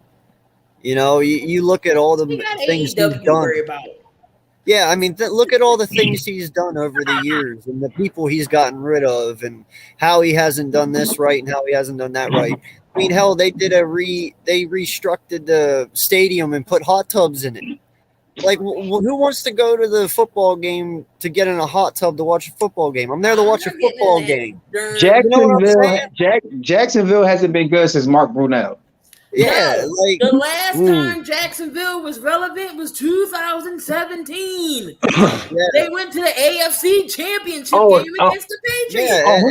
Who was that quarterback? They went to the AFC Championship with an average Blake Bortles. Yeah, Blake Bortles. And something was wrong with that team because Jalen Ramsey won it out. All of a sudden, they traded him. Everybody else won it out. From a guy AJ Boye, he was a 1-year wonder with the Houston Texans, and he was very good. All of those people gone in 1 year. Malik Jackson, you had Calais Campbell. He left the next year. He went to Baltimore. Something got to be wrong with that team, bro. That's dysfunction. And none of our quarterbacks were ever good. Well, you can say they were good in college, but they never been good in big game situations. Something got to be wrong with that. Something got to be wrong with upper management. For you just going to the AFC Championship and all of a sudden Jalen Ramsey wants out because he wasn't getting along with management, and then for that team to break up and you get rid of all of them players just like that, and Leonard Fournette gone and go win a championship with himself, something is wrong with that organization. Something is definitely wrong with that organization. I can answer that question, Dante. I know the reason behind why all those guys left, and that his name is Tom Coughlin. Because when Tom Coughlin was with the New York Giants. That's right. Yep. So when he was with the Giants, remember Strahan and all those guys, those veterans were complaining because if you're not 5 minutes early, you're late. I'm fining you. He was really strict. He enforced codes. But you know what? Because he was that way, we won championships. We were not the problem we are right now. We're a laughing stock right now. We don't have that discipline. I'm not going to lie. That's what it was. These guys knew what was going to happen to them if they didn't perform, if they didn't play, if they weren't on time to meetings, if they screwed around. I mean, I'm sorry, but people aren't going to fall asleep in the film room under Tom Coughlin. All right, you're gone off the team. You ain't even going to get drafted. But when Coughlin was with there, Calais Campbell, Ngakwe, all those guys were complaining about Tom Coughlin because he was such a strict disciplinarian, and they refused to toe the line, so to say. So they said, all right, fine. You can only franchise tag one of us. And there was 3 of us that were picked that year. Who are you going to keep? Yeah. And that's when they started parting ways and everything. And that's what blew up that whole team. Yes. Whatever happened to Coughlin? He got fired from the Giants. And then, I know, right now, but I'm saying after Jacksonville, when he left there, his wife has been really, really sick, so he stepped away from the NFL right now to deal with his wife. She's in like hospice or something, but yeah, it's not very good. Because I was going to ask the question: if he isn't doing anything, would you consider bringing him back as your GM? Like, a lot of people want him back. The GM. Because that would be a good fit for you. I think the Giants should. I'd like to see it. I think him and Judge would work great together. We did cover that in the beginning of the show. We all said it's time for Ben to retire. We all answered that. What's going on, Linda? What's going on, Mikey? All right, so we only got a couple, probably got like 10 or 15 minutes left or so. Hold up. I didn't get to talk. We'd be forgetting you there. Yeah, Jerry, you gotta say in stuff. All right, what you think about that? What's going on? What I think is he's kind of like in the same boat as Matt Stafford right now. You know what I mean? When he was over at the Lions, you know what I'm saying? Like he gonna be stuck there for a while, and until they trade him, he ain't gonna be nothing. You know, he gonna look good, but that's all that's gonna happen. They ain't gonna win shit. Looking like sunshine from the rim of the tank. That's it, man. You know, they might win a few games with him, but that's it. They ain't going nowhere. Dabo Sweeney lucked up after Deshaun Watson left and he got Trevor Lawrence. He lucked up with that. Yes. Speaking of college, we all know what the Final Four is, but we're not going to talk about that Final Four because that'll be like another hour. But we're just going to talk about the Heisman finalists, and that is Saturday. So for the top 4 for the Heisman, of course, you got Bryce Young from Alabama, you got Kenny Pickett from Pitt, C.J. Stroud from Ohio State, and then Adrian Hutchinson from Michigan. Who is winning this Heisman, Dante? You can either go Bryce Young or Pickett, but I might choose Pickett, man. I'm gonna go with Pickett. I think Pickett is a great option, man. This guy's stats is through the goddamn roof. When I looked at this dude's stats, man, this dude is killing it. Pickett is very good. It wouldn't surprise me if Bryce Young win it, but I'm gonna take Pickett, man. I'm gonna go out on a limb and take Pickett. That dude is really good, and for Aiden Hutchinson to be part of that as a defensive end, that guy is gonna come in. Whoever gets that guy top 2, top 1 pick, or it's gonna be some trades to try to get that guy. Try to go up and get that guy. We might trade that. I need Hutchinson and some green. I need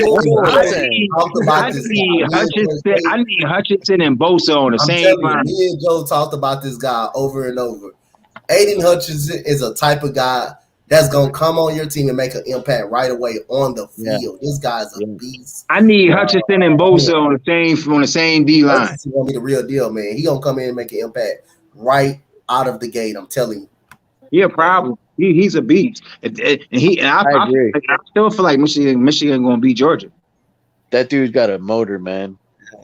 And Joel, you just disappear. You've had enough pass rushers in your time. You just go back to going away. He's not going to be a Giant, so get out of here with that. No.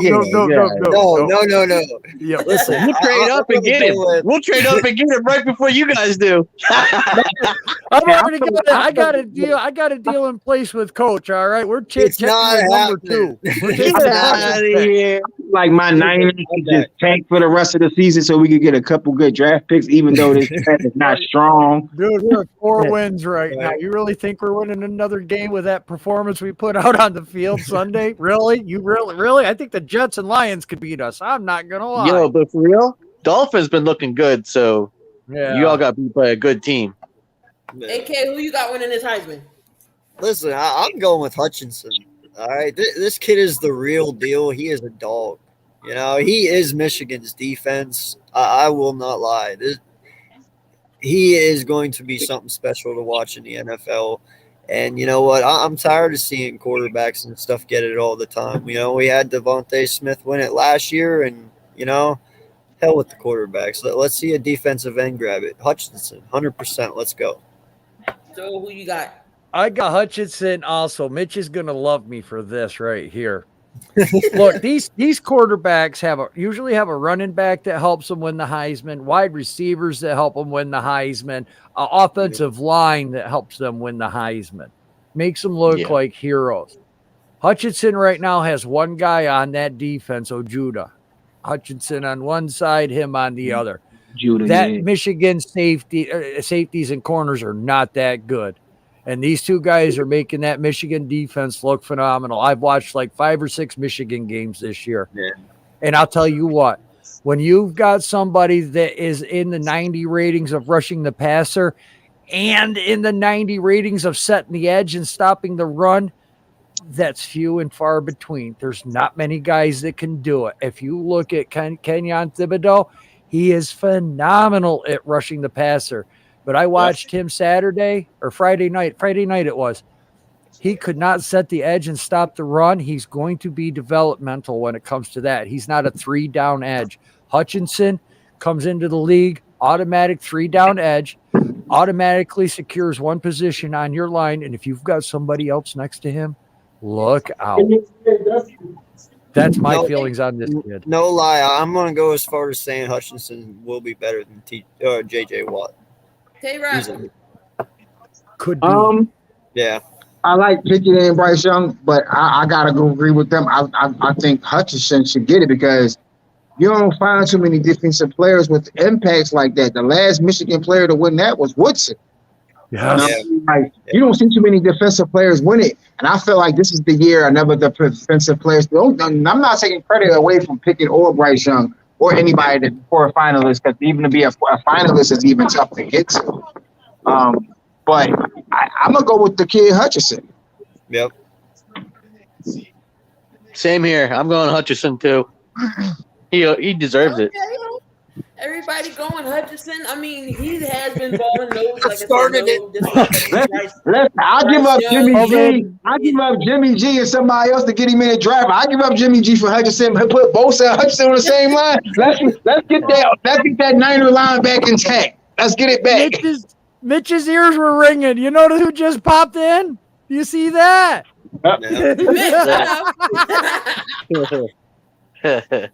But AK, tell people where they can find you at. Oh yeah, you can find me over at the Eagles Uncensored podcast. I am AK Eagles 88. You can find me on Twitter at AK Eagles 88. Tonight at 9 p.m. I'm starting my new podcast over there, and it's a conspiracy theory podcast. So definitely tune into that if you guys like conspiracy theories or just listening to interesting stuff. I pretty much talk Eagles football, but I know all 32 teams. He talks a lot of shit. Yeah, I guess so. You said it's AK what? At AK Eagles 88. Okay, AK Eagles 88. All right. Okay. Yeah. I got friends and all. Oh, sorry. No, go ahead. No, they can go. Jay, where can they find you at? Me? Yeah, you. Well, Friday nights I'm with AK actually on the late night show. They can also find me at Backyard Birds Podcast. That's pretty much it. All right, guys. So that was another show for the 7200 Seconds podcast. Again, we're usually on Tuesdays at 8:00, but I got something to do tomorrow, so I'll not be available. So this is why you get that Monday edition. But for Dante, myself, Tayrock Talking Sports, and Joel, the links are in the chat.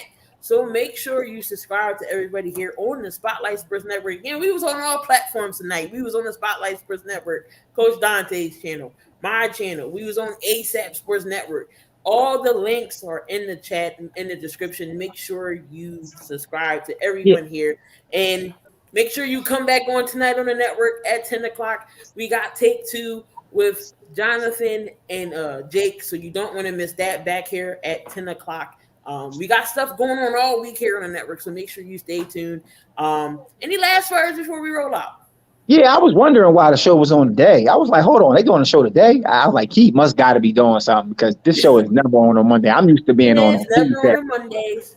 Oh, and Damien got last words. He said, "Screw Zimmer and Gruden." But it's definitely good to see Joel again. It was definitely good to see Joel again. Nice meeting you. Thank you. Definitely, You saying, too, buddy. you know what I'm saying? Yeah. Definitely to see you again. Maybe slide over. You might jump on mine, jump on yours. You know what I'm saying? I'm always willing to collaborate with anybody.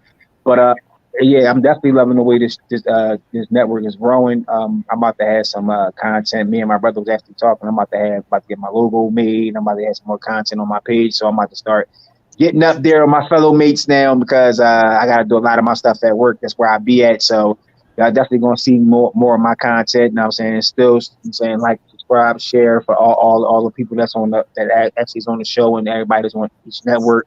But that's my final words. Yeah, and I appreciate you, Key and Dante, for having me on tonight. You know, mad respect for you two, and thank you for all the intros you do, Key. I appreciate it, all the help. And Dante, my brother, appreciate you, man. You're welcome, man. All right, guys. Man, that was it. I just want to you got something in my bag? Go ahead. You good. You good. I just want to thank y'all, man, for being here. Everybody's in the chat. Shout out to everybody. Spotlight Sports Network, man. Again, shout out to Key. Been helping me throughout this whole process.